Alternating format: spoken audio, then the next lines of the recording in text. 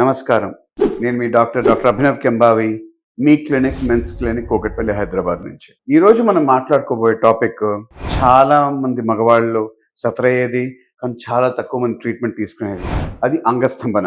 ప్రపంచవ్యాప్తంగా ప్రతి ముగ్గురు మగవాళ్లలో, especially sexually active age group అనగా 25 ఏళ్ల నుంచి 45 ఏళ్ల వరకు మధ్యలో మగవాళ్ళల్లో ముగ్గురులో ఒకరికి అంగస్తంభన ఉంటుంది.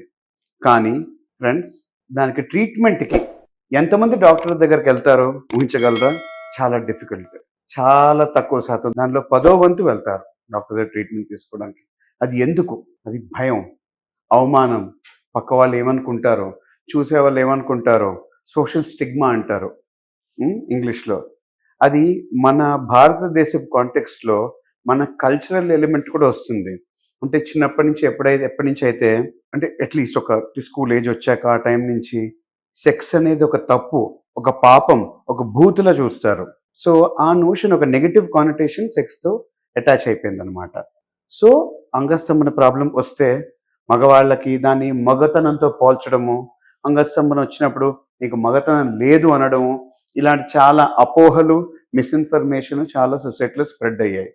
వీటిని తొలగించాలంటే ఫస్ట్ మనం జాగృతి చెందాలి, అవేర్నెస్ తెచ్చుకోవాలి. And first step towards treatment ఈ సిచ్యువేషన్ బాగు చేసుకోవడం ఏంటంటే డాక్టర్ని సంప్రదించాలి, డాక్టర్ సలహా తీసుకోవాలి, లైఫ్ బాగు చేసుకోవాలి. నమస్కారం.